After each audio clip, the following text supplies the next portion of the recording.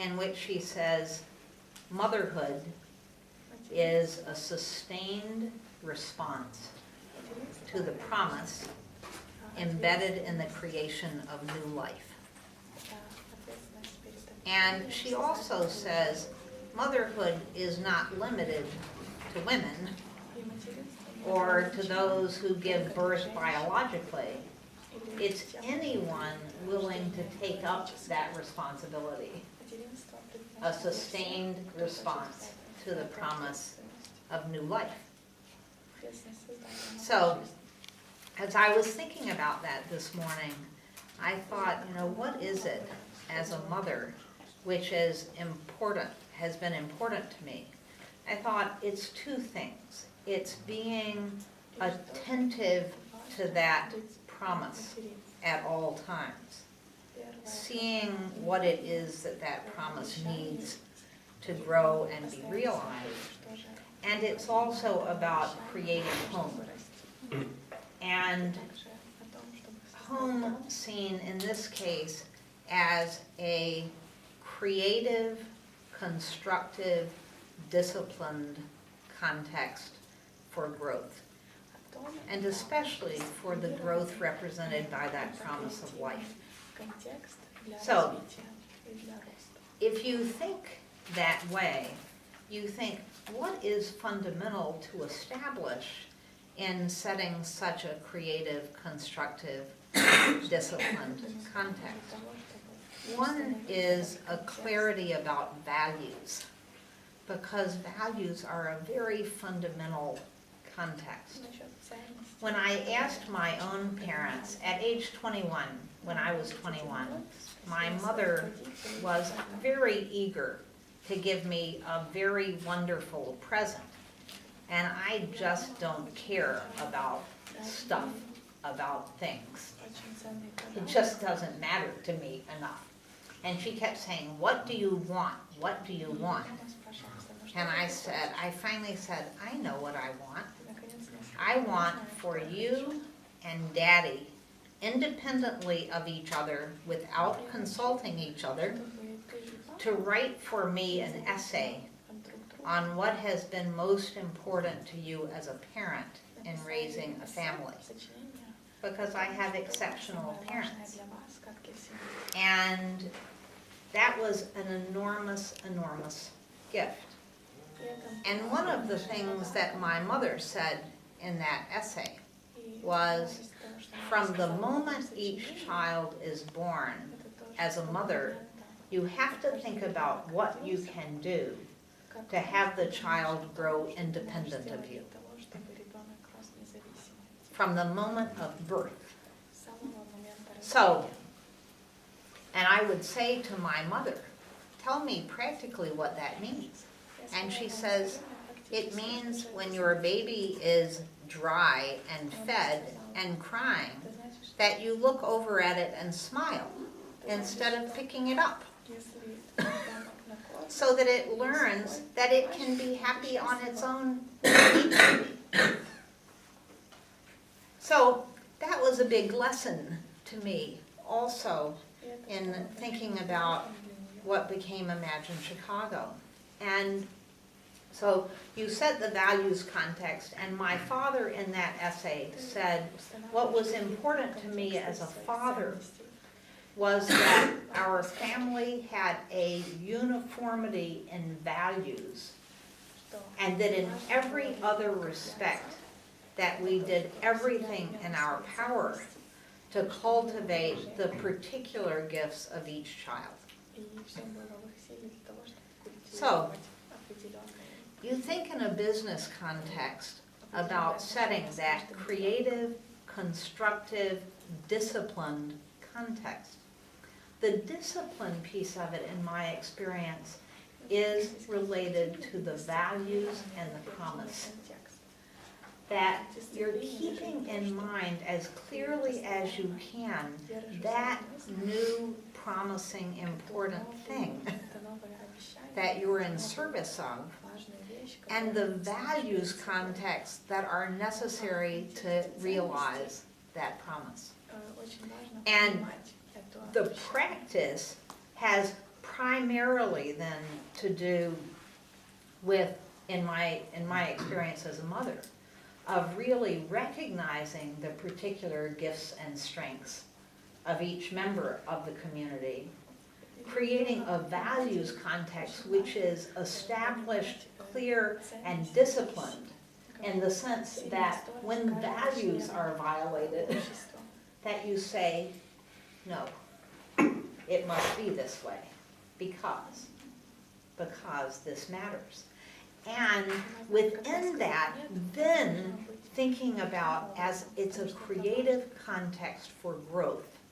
So again, as a mother, as a father, every day you watch this child change shape, and it reminds you that something new is happening every day.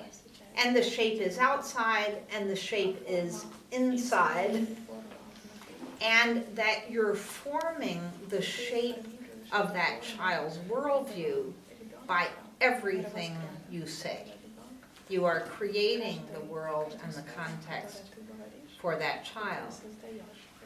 My mother, in her essay, said, "What I most have appreciated about being a mother is that it's not possible to be a good mother without learning something every day." So, I love this quotation. I know it's long. It's in the book. It's not my words, but it's a quotation at the heading of one of the chapters that says, "To welcome a child is to welcome the unfolding mystery of another life as your own. To give priority to the unpredictability of another life. To tend it, to allow your own plans to be altered, even set aside, because of another's need. To welcome a child is to learn to think and speak in response to a different and changing worldview. To be outside your own frame of reference. To have your heart stretched, made capable of loving in a new and unrepeatable way." And I think, in my experience, speaking only of Imagine Chicago, that newness is part of what keeps you focused on the promise of life. Because life at its heart, and us as a living species, are adaptive. We're constantly looking for that life which is better, which helps us thrive, which helps us survive. And when we focus our attention on our own children, if we're good parents, it's constantly refreshing that adaptive capacity in us to seek life. So, from a very practical point of view, that also translates into what we were hearing from the Dean of the Business School yesterday. That when you have a baby, sometimes you say, "I just want to have a baby. I just want to have a baby." Well, having a baby is the 0.1% of it. Having a family is the 110% of it. So if you want just to have a baby, you want to make something, that is building a startup.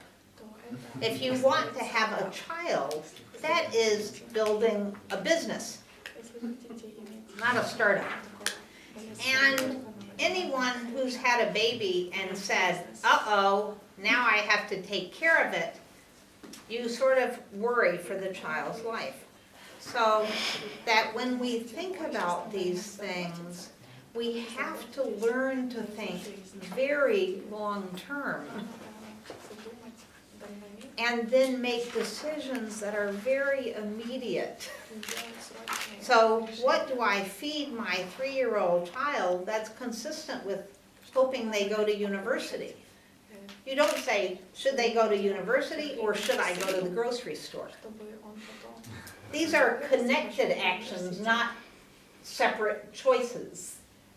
They have to be in the service of each other.